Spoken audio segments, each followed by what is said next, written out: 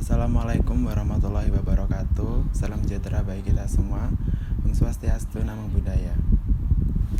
Perkenalkan, nama saya Muhammad Aziz Abdullah Wahab. Saya manajemen Setiapan Surabaya, mahasiswa Prodi Manajemen semester 2. Nomor induk mahasiswa 2020111009. Saya di sini akan mempresentasikan hasil tugas kewirausahaan saya yang berjudul Proses Terbentuknya Wirausaha. Yang pertama adalah teori pengertian life path change. Menurut Shapiro dan Shokoi 1982, dalam Sujaja 1990, tidak semua wirausaha lahir dan berkembang mengikuti jalur yang sistematis dan terencana. Banyak orang yang menjadi wirausaha justru tidak melalui proses direncanakan.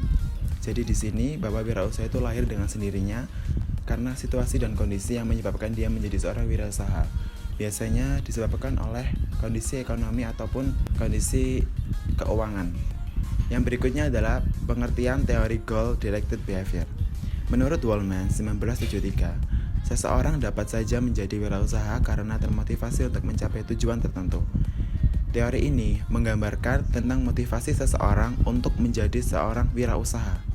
Hal itu dapat dilihat dari langkah-langkah yang diambilnya dalam mencapai sebuah tujuan.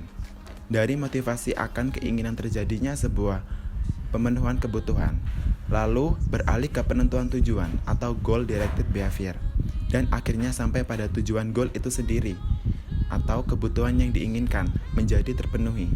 Sementara itu, tujuan dicapainya sebuah goal itu sendiri adalah untuk mempertahankan dan memperbaiki kelangsungan hidup wirausaha tersebut.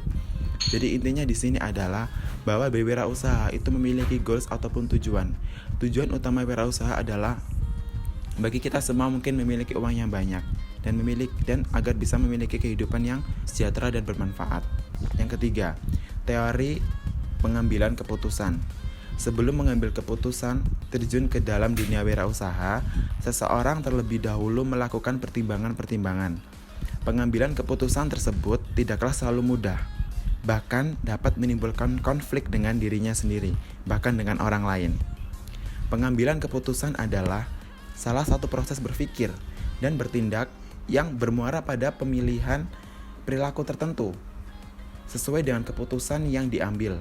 Jika seseorang mengambil keputusan menjadi wirausaha, maka dia akan menyelaraskan tindakan dengan hasil keputusannya. Yang artinya di sini adalah bahwa kita menjadi seorang wirausaha, kita harus siap untuk mengambil keputusan. Kita harus berani mengambil resiko dan berani melangkah ke depan.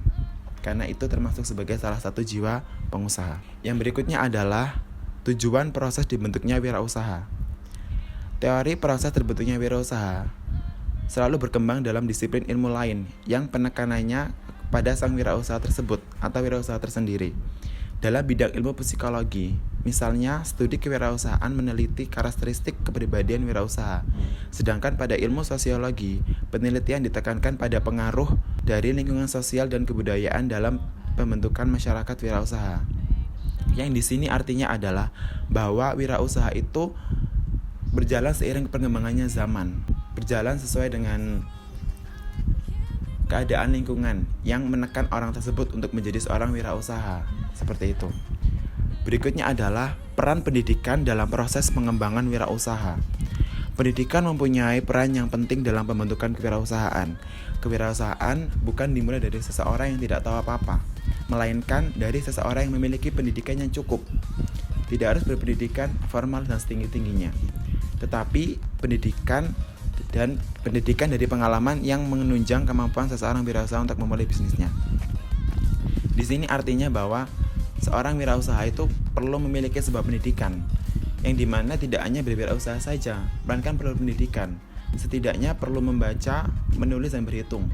Itu bisa menjadi konsep dasar untuk menjadi seorang wirausaha. Yang berikutnya adalah problem based learning and experiential learning. Adalah di mana analisis masalah berdasarkan hal yang sudah terjadi dan dari pengalaman berwirausaha serta mengimplementasi dari masalah yang didapat dan penyelesaiannya masalah tersebut.